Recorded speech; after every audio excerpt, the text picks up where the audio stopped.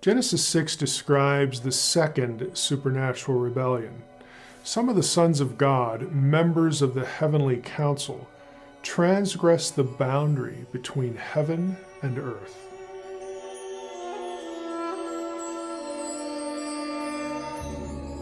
The sons of God saw the daughters of humankind, that they were beautiful.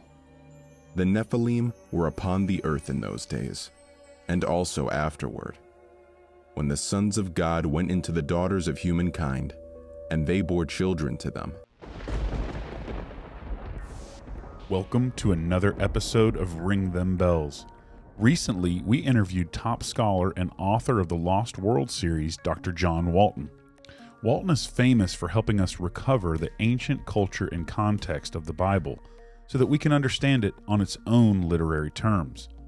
That is, until recently, he has changed many of his views regarding the authority of Scripture and how we get to an honest interpretation of what the original author intended. Since John Walton has started writing books with his son, many of his core claims about how to translate the authority out of the Bible have changed drastically. Here, in this portion of the interview, we use John Walton's own logic and proper hermeneutics to prove the validity of the divine council worldview and that the sons of God listed in Genesis 6 are actually rebellious angelic beings and not merely just mortals. As you'll see, all of the earliest translations and literature of the day supports this interpretation of Genesis 6, having rebellious spiritual beings come down and sleep with women to create a mixed race of a giant warrior clan called the Nephilim. We use Walton's own hermeneutics and focus on using the ancient literature of the biblical authors to prove this point. What you'll find is as we build the case and flat out ask Walton to answer the question, he becomes stumped.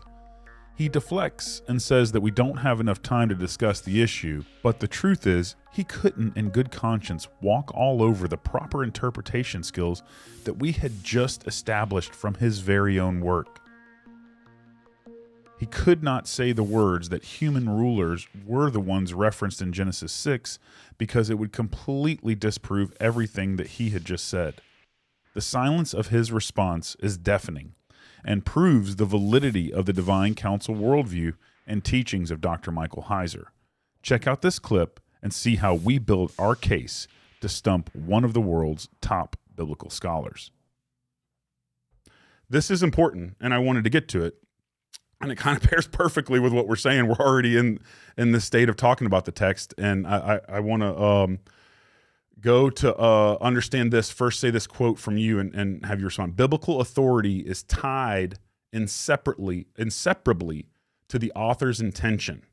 God vested his authority in a human author, so we must consider what the human author intended to communicate if we want to understand God's message. That means when we read Genesis, we're reading an ancient document and should begin by only using the assumptions that would be appropriate for the ancient world. This is what you just said. So in understanding authority being tied to what the human author was saying, how important is it to understand the original languages to get the authority and the intended truth? How important is it to get into that literature and to know the original languages to get that authority that you're speaking about?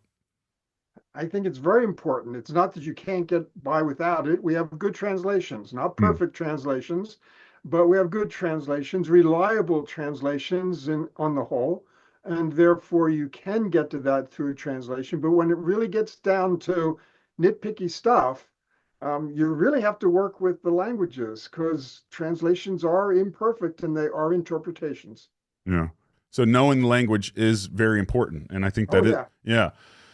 History records that very few church fathers actually knew Hebrew, and that there were focused attempts to eradicate the Bible's Jewishness. You can see examples like Marcion. You even have Augustine that shifted away from the Jewish context of the Bible at times. But thankfully, it seems over time we've gotten closer back to that original context and interpretation that the original authors intended. it appears to me that through the work of great scholars like you and all of your work and finds like the Dead Sea Scrolls, that we're now actually closer to the context of the original authors than we were, say, 1,500 years ago. That's my opinion, but I was just curious, what are your thoughts on that? Since you say language is so important, and then we have this time period where they didn't know it and weren't connected to it, don't you see that as kind of like a something to at least address? Sure. And again, that's something I deal with in the new book as well. Oh, So the language is part of that, but culture is also part of it. Because just as they did not know Hebrew through most of the time periods of church history, Christian history, they didn't have any access to the ancient world because the texts had not been found. And so that means that they were greatly limited in what they could do in understanding the Old Testament texts in context. But having said that, for the most part, that wasn't their objective. That's not what they were interested in. They wanted to try to read the Old Testament Christianly. They were interested in the exegesis of the Hebrew or the cultural background. They wanted to read it Christianly, and I can see why they wanted to do that. So that meant that they said some things that could not be borne out in an exegetical reading, but which they felt reflected a sound Christian reading. They wanted to read it in terms of doctrine. They wanted to read it in terms of ethics. Those are all objectives that are worthwhile, but that's what they wanted to do. So they didn't miss it that they didn't know the language or that they didn't know the culture, because that didn't have an impact on what they were trying to do. We can still benefit from what they were trying to do, though sometimes with the benefits of Hebrew and of ancient texts, we can say, oh, but that's, if you really want to talk about what that text was doing, text in context, we have to go a different direction. And of course, Genesis 3:15 is an example of that. yeah. It doesn't mean that the church fathers aren't valuable. I agree with you. There's definitely things to look to and read from, but I think it's important to note that. And I feel like inside the conversation, it doesn't happen a lot because, you even go all the way to Martin Luther and the anti-Semitism that was prevalent inside the culture of his day. There was still there from Marcion of this attempt to kind of like whitewash the Jewishness out of the story, and I think it's important that we understand that as we learn, because now we've come full circle, and we've got people like Amy Jill Levine, and we've got so many different connections between modern evangelical scholars and Jewish scholars, that there's a lot of insights that are coming that we never really had privilege to back throughout church history because of all the tension and anti-Semitism that was there. So I just think it's important to bring up. I don't know if you've got anything else to share to that before I go to the next point. No, that's, again, it's something that I recognized as an important issue and spend a good deal of time on it in my new book. Awesome. So this pairs perfectly with where I want to close. And I think you're one of my other favorite resources of yours, old school NIV application commentary on Genesis. Love this resource. Great resource. Use it all the time. Before I move forward, I wanted to ask a couple questions that we've already talked about, but just to establish context. You would agree that biblical authority of interpretation is connected to the original author and his culture and context, correct? Correct. Correct. Would you also agree that the interpretations closest to the time of the author, interpretations that would also have extra biblical literature to support themselves, would be preferred over later interpretations that are by proxy more disconnected from the original author and their context? Does that sound correct? That can sometimes be the case. My criteria that I use is not proximity in time. Okay. My criterion is strength of evidence. I like that. So I want to know what evidence is being used to support it. And theoretically, that's not necessarily tied to proximity in time.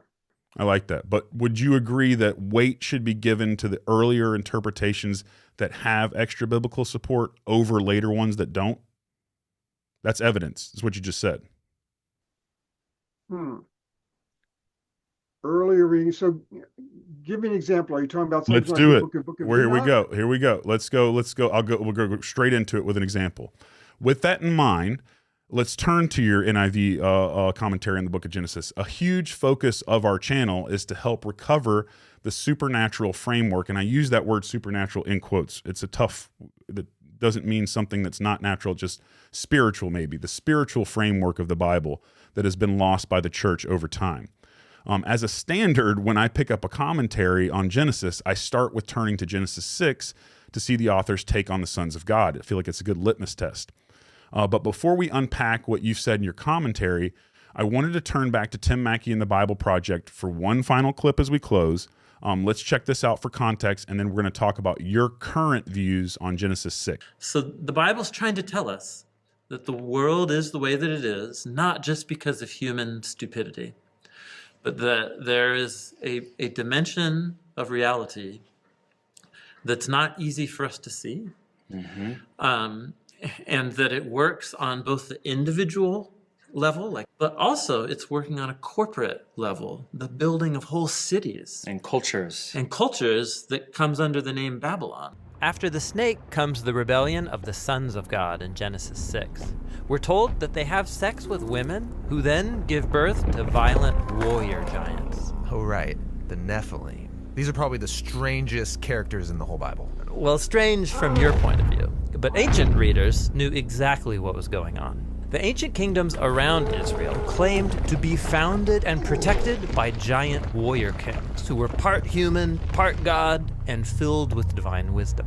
Ah, I see. So the biblical authors are saying, hey, those warrior kings, they shouldn't be honored. Right. In this story, they're portrayed as human rebels who are captive to spiritual evil, spreading their violence in God's good world. Yeah, and one of those kings in Genesis 10 goes on to build the city of Babylon. Yes, Nimrod, whose name sounds like the Hebrew word for rebel. And his kingdom leads to the next rebellion, where humans exalt themselves in Babylon. But God scatters that rebellion. And when Moses in Deuteronomy looks back at that story, he says that's the moment when God handed over the nations to worship the rebel host of heaven, the gods of money, sex, and military power. Moses is the first one to call them demons, that is, lesser spiritual beings. So demons are spiritual forces at work behind corrupt human power structures. So this is why when Jesus arrives on the scene, he said his primary enemy is not human. Right. Jesus and his first followers viewed all the pain and suffering in God's good world as a sign of its captivity to death and spiritual evil. But they didn't think this was the end of the story. Right. Jesus knew that the only way out of this cosmic ruin is to overcome evil and death itself, even if it costs him everything. Stay with me. I know that you're going to have some concerns with that clip, and I want to hear them from you. You say in your commentary, this issue of Genesis 6 and the sons of God, this issue is one of the thorniest of the Old Testament interpretation. The earliest view held unanimously until the 2nd century AD is that the sons of God were angelic beings. You say the major strength of this interpretation is that the 3 other instances in the Old Testament where the exact phrase sons of God is used in Job all refer to angels. And the 2nd and 3rd centuries before Jewish interpreters and Christian interpreters began to diverge from this consensus, important here is under the New Testament heading, you say, it is true that the punishment cited in Peter and Jude is the same punishment meted out to angels in 1st Enoch's interpretation of Genesis 6, thus declaring that 2 New Testament biblical authors cite the validity of contextual evidence of Genesis 6 being contained in the non-canonical work of 1st Enoch. Many scholars note that with the revelation of the Dead Sea Scrolls, textual criticism leans more heavily towards the original interpretation of rebellious angels and not human rulers. So using your own hermeneutical skills that we've discussed, tell us your current thoughts on Genesis 6 and what view you would support today and why.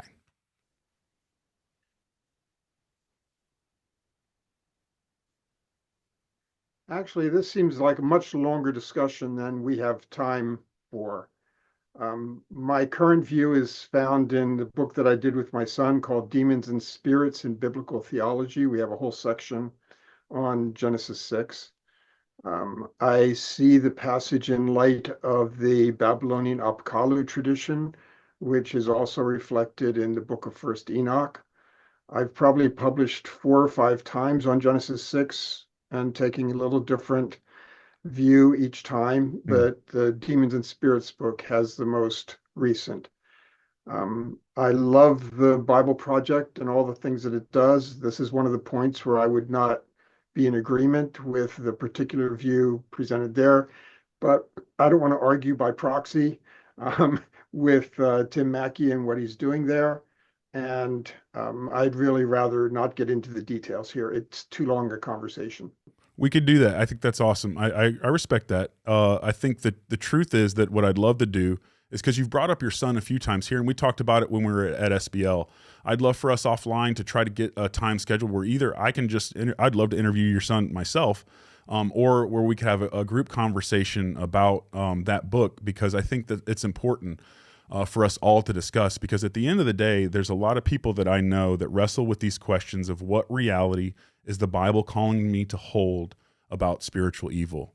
And literally people that concerned believers that want to know how we are to operate, whether coming out of traumatic past experiences where they've actually experienced spiritual trauma, or they come out of churches that overemphasize it and make it something that it's not meant to be. I just think that it's important. So I would say this: I honor your decision to not talk about it now, but maybe if we can put a pin in it and maybe seek to discuss it later on the grounds of love and respect for differing opinions, so that we can have this conversation. Because I know, John, that it's important for the church, for guys like you to really discuss this and create a safe space for that conversation. And obviously, I believe it's important too, because we did a whole book on it. Yeah, so we'll get there. Yeah, that's really what the whole idea is. So that reflects how significant it is, but that also means that it really can't easily be discussed in a healthy, full way without more time to give to it. I respect that. We'll put a pin in it, and I respect that. Thank you for that and just acknowledging it. And we love Tim Mackey and the Bible Project as well, and we don't have to agree on everything. There's things I don't agree with them on. Genesis 6. Okay, again, we're all familiar with this passage: sons of God, daughters of men. Nephilim on the earth in those days and also afterward.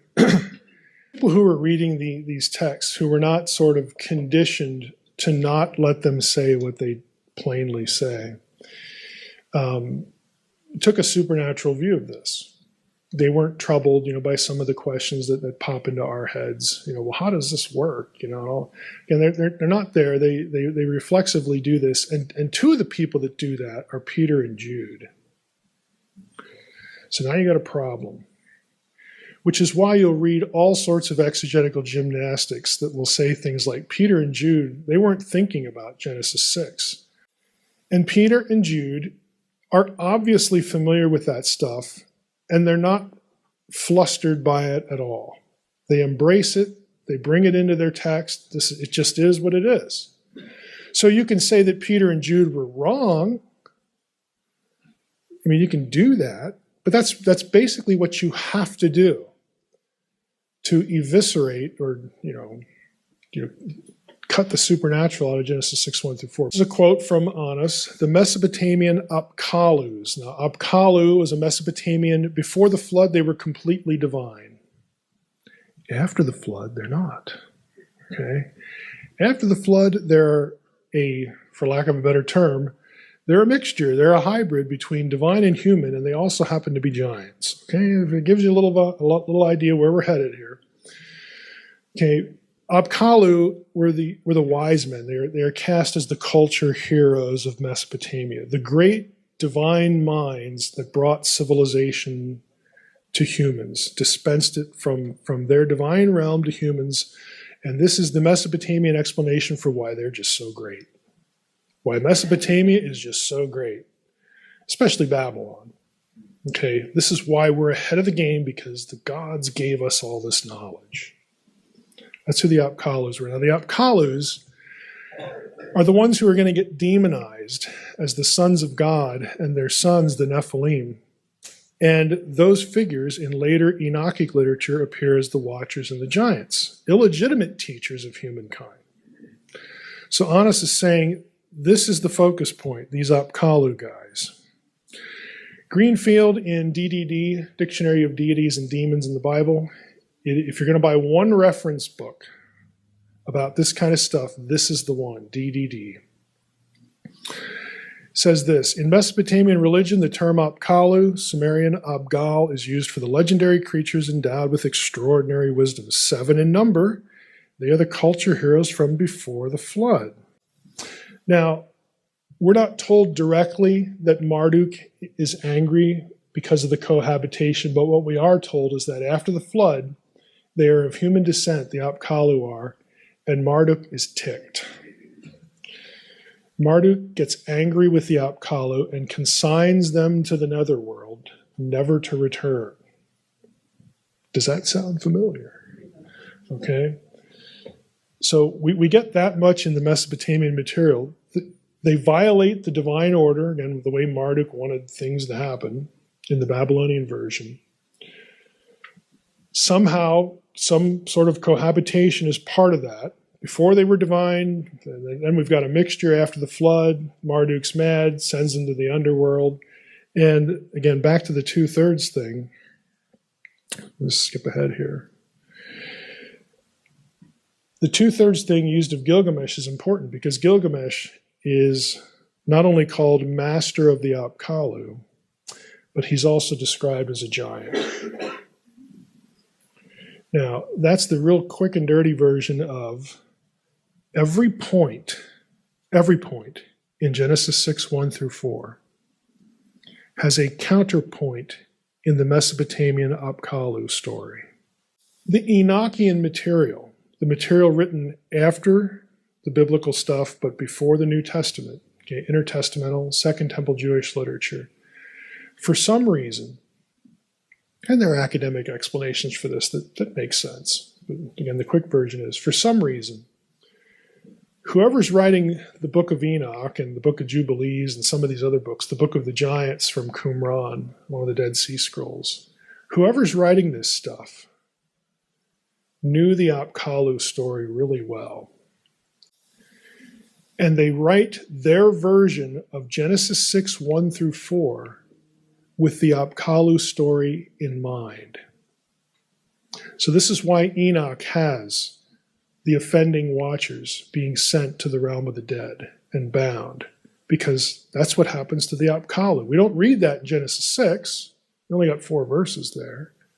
You get hints of it a little bit later with some of the Rephaim who live in the netherworld and passages like Ezekiel 32. You get little bits and pieces of it. But whoever's writing the Enochian stuff is really well aware of this. And they preserve the original context for Genesis 6:1-4. That's what they actually end up doing. We can know about it because we can go back today and read cuneiform stuff. That's what Anas did. That's what his whole article is about. Let's go back through, look at all the cuneiform stuff. Can we find, have an eye toward Genesis 6:1-4? Can we find that stuff in the Mesopotamian flood stories? Let's take another look at it. And so he did in 2010, and the results are just awesome. I mean, he did a great job. So we can look at that and we can kind of know, what they're sort of fishing for, because if we know the Mesopotamian Apkallu story, we can read Genesis 6:1-4 and say, okay, sons of God, daughters of men, Nephilim, before and after the flood.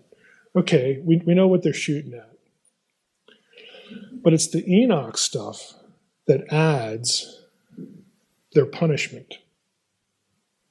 And that's the stuff that Peter and Jude pick up on and winds up in Peter and Jude. We need your help.